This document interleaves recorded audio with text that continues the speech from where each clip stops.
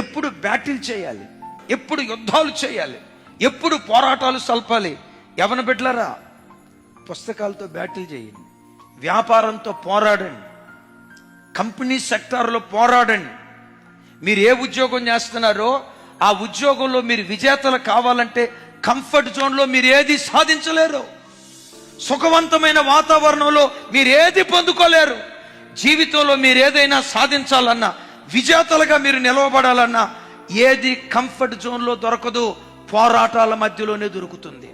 అమ్మా నాన్న 4th class employee అయితే నువ్వు గెస్టెడ్ ఆఫీసరు కావాలి, వాళ్ళు హాస్పిటల్లో నర్సులు అయితే నువ్వు డాక్టరు కావాలి, వాళ్ళు ఎవరి మోచేతి నీళ్ళు త్రాగి బ్రతికిన వాళ్ళైతే నువ్వు కష్టపడి చదువుకొని, కష్టపడి వ్యాపారం చేసి, కష్టపడి పని చేసి నీ దగ్గర అనేక మంది జీవనోపాధి పొందుకునే వ్యక్తిగా నువ్వు మారాలి. ఒకప్పుడు నువ్వు ఉద్యోగాల కోసం తిరిగావా? ప్రభువుని అడుగు, దేవా నేను ఉద్యోగాల కోసం తిరగటం కాదయ్యా, నేనే అనేకులకు ఉద్యోగాలు కల్పించే వ్యక్తిగా నేను మారాలి యేసయ్యా. ఇవి కావాలంటే ఫోన్తో ఆడుకుంటే రాదు. ఆడుకో, పుస్తకాలతో ఆడుకో, ఆడుకో మ్యాథ్స్తో ఆడుకో, సైన్స్తో ఆడుకో, సబ్జెక్ట్తో ఆడుకో, వ్యాపారంతో ఆడుకో, ఉద్యోగంతో ఆడుకో. దేవా ఈ స్థితిలో కాదు నాయన, శిఖరాల మీద నీ సన్నిధిలో నేను కూర్చోవాలి. శిఖరాల మీద కూర్చోవాలంటే ఏది కంఫర్ట్ జోన్లో రాదు, బ్యాటిల్, యుద్ధం చేయాలి. మిమ్మల్ని పురికొల్పటానికి చెప్తున్నా, అతిశయానికి చెప్పట్లా. మీ ఎదుటున్నా నేనున్నా. దేవుని కృప రోజుకొచ్చి 16 గంటల నుండి 18 గంటలు నా దేవుని కొరకు పనిచేస్తా. కొంతమంది అంటారు నీకు అలసట రాదన్నా అంటారు.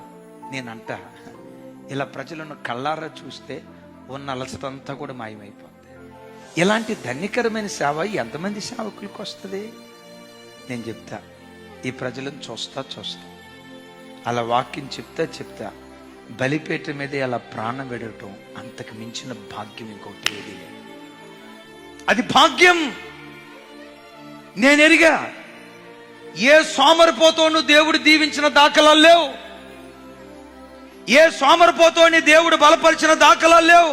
కడుపు నిండా తిని కంటారం నిద్రపోయి ముఖం ఎప్పుడు చూసినా పుచ్చకాయలాగా ఉబ్బి ఉంటుంది. అక్కప్పుడే మంచం మీద నుంచి లేచి వచ్చింది.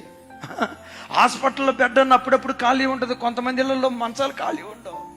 ఆడు డ్యూటీ చేసి అలిసిపోయి సాయంత్రం కల్లా రొప్పుకుంటా వస్తే అక్క మంచంలో పండుకొని, ఏమండి కాస్త కాఫీ పెట్టియండి. శ్రమ నీ ఆయుధమైతే విజయాన్ని నీకు బానిసగా మార్చుతాడు.